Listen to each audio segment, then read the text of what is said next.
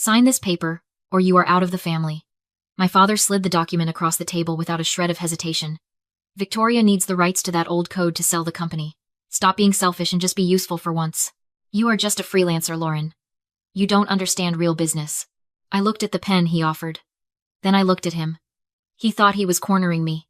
He had no idea I was about to destroy him. I picked up the pen and smiled. I didn't scream. I didn't flip the table. I just smiled, because he had no idea who was really sitting across from him. Before I tell you what happened when the buyer walked in, drop a comment and let me know where you are listening from right now. I want to see how far this story travels. 3 hours before my father tried to end my career, I walked into the lobby of the Silver Creek Golf Resort. It was the kind of place that charged $12 for a bottle of water and smelled like old money and desperation. My mother, Sandra, didn't hug me. She didn't ask how my drive was. She shoved a heavy, black camera bag into my chest with enough force to make me stumble back a step. "You are late," she hissed, her eyes darting around the lobby to make sure none of her wealthy friends saw her acknowledging me. "Victoria is already starting her toast. Get in there and make yourself useful. And please, Lauren, try not to eat the hors d'oeuvres. We are paying per head, and you are here to work, not to socialize. My name is Lauren. I am 28 years old. To the financial world, I am the founder of a logistics empire that moves freight across 3 continents.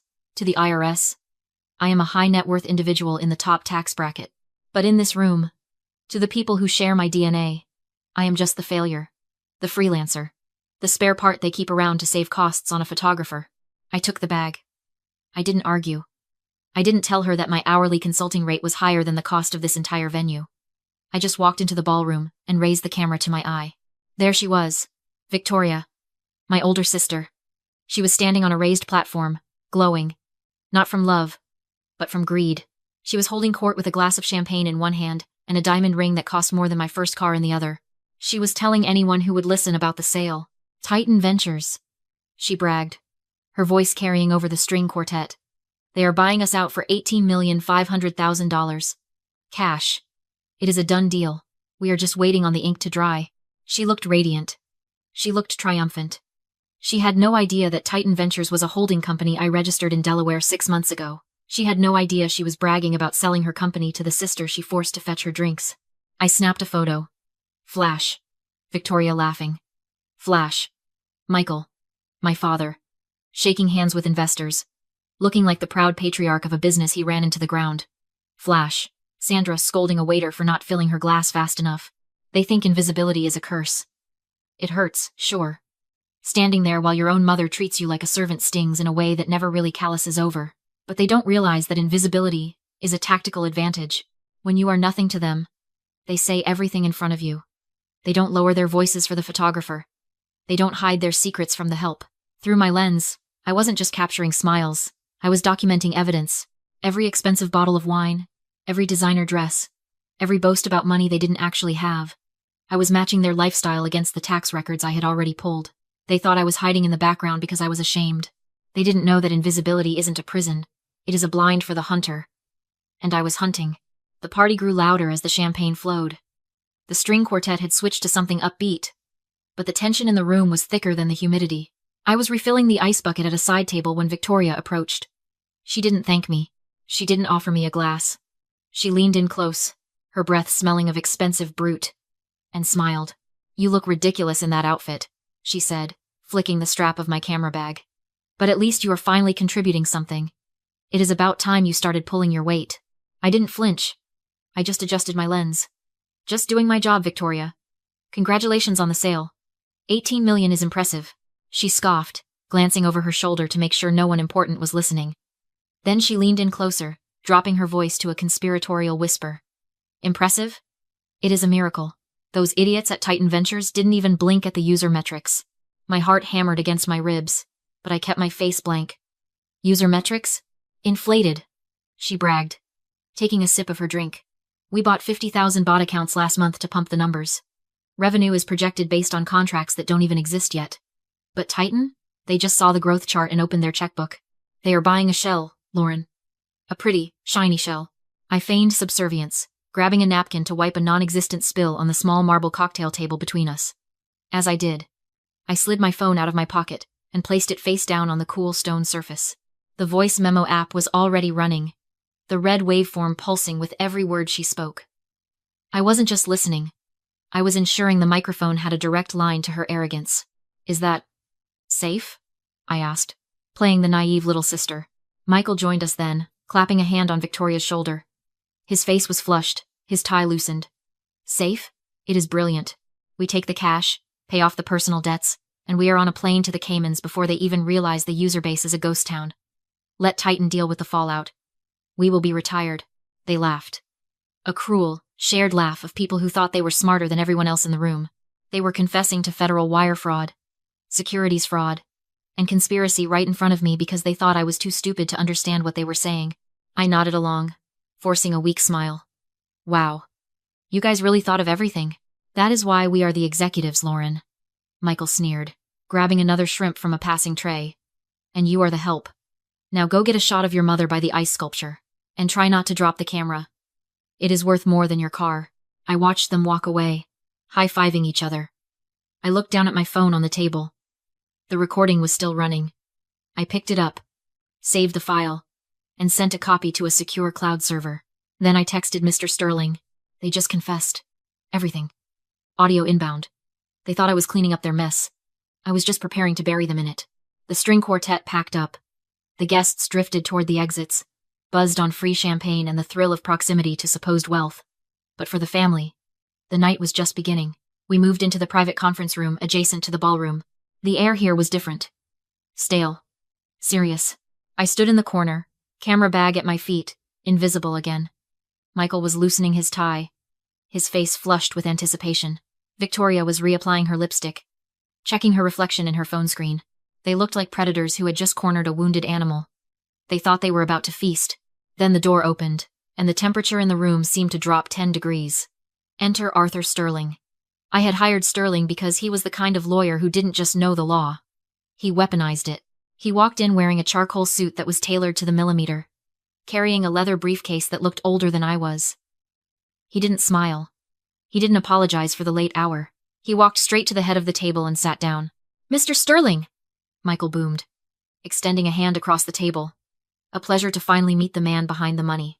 Titan Ventures has made a very wise decision. Sterling didn't take the hand. He didn't even look at it.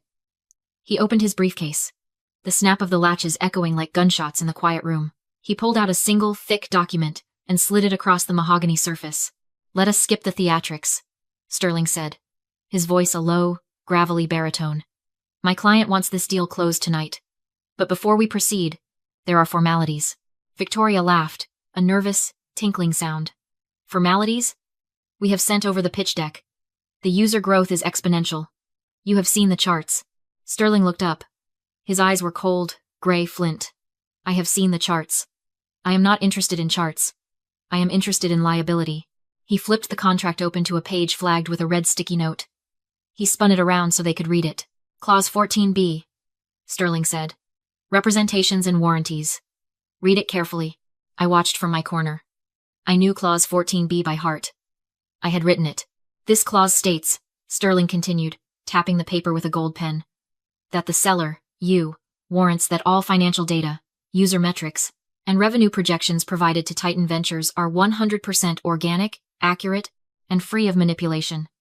It explicitly states that any falsification of these numbers constitutes a material breach. He paused, letting the silence stretch. Then he leaned forward. More importantly, because this transaction involves an electronic transfer of funds across state lines, signing this document while knowingly misrepresenting data constitutes federal wire fraud. That carries a mandatory prison sentence. Are we clear? The room went dead silent. I saw Michael's Adam's apple bob as he swallowed hard. I saw Victoria's hand tremble slightly as she reached for her water glass. For a second, just a second, I thought self-preservation might kick in. I thought they might back down. But I had underestimated their greed. Or maybe I had overestimated their intelligence. Michael laughed. A loud, booming sound that was entirely fake.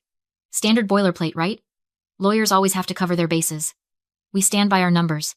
Don't we, Victoria? Victoria straightened her spine. The arrogance flooded back into her face. Absolutely. Our growth is aggressive. Some might say unbelievable. But it is real.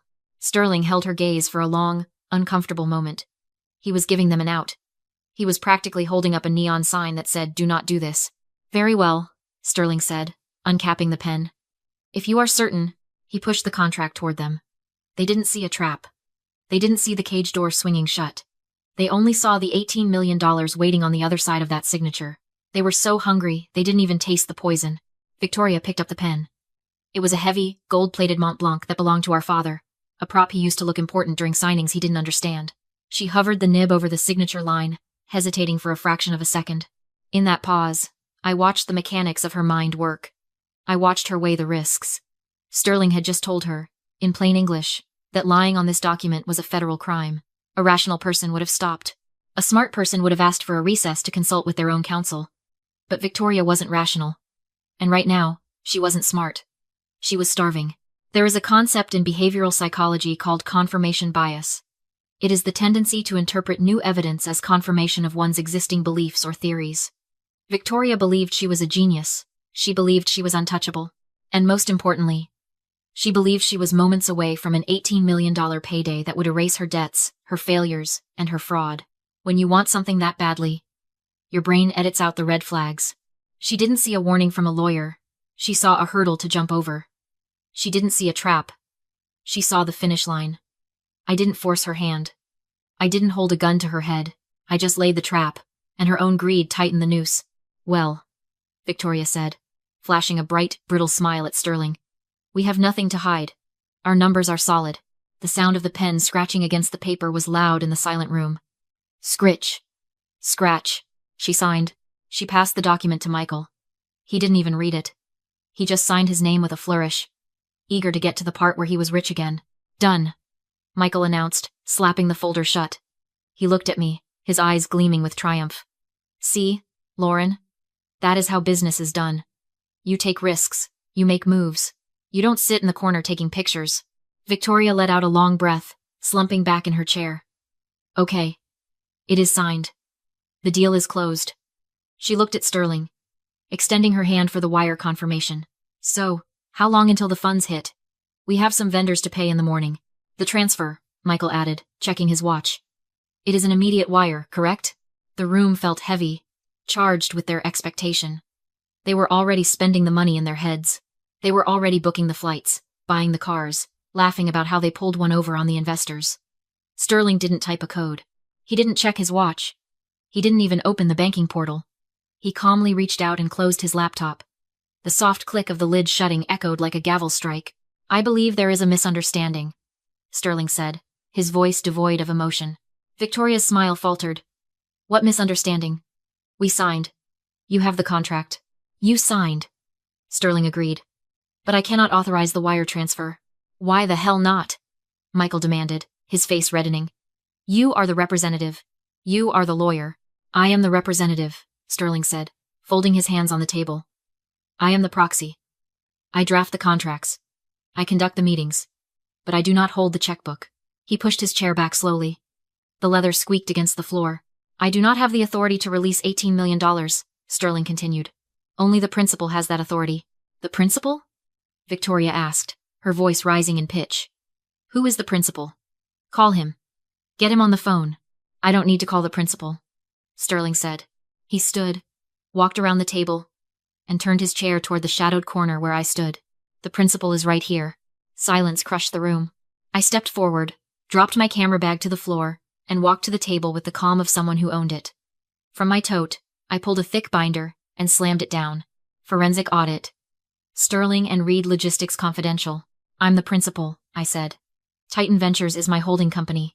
I created it 6 years ago after selling my first patent. Victoria, you didn't sell to a stranger. You sold to me. She shook her head. You're a freelancer. You don't have 18 million. You're right, I replied. I didn't pay 18 million. I bought your debt for 4. Michael stood. No. You listen. Your bank classified your loans as toxic after 4 missed payments. They auctioned them. Titan Ventures was the only bidder. I own the building, the equipment, the chairs. You don't owe the bank anymore, Dad. You owe me. The color drained from his face. I turned to Victoria. And you just signed a confession. You claimed your user numbers were real. That's federal wire fraud. We're family, she whispered.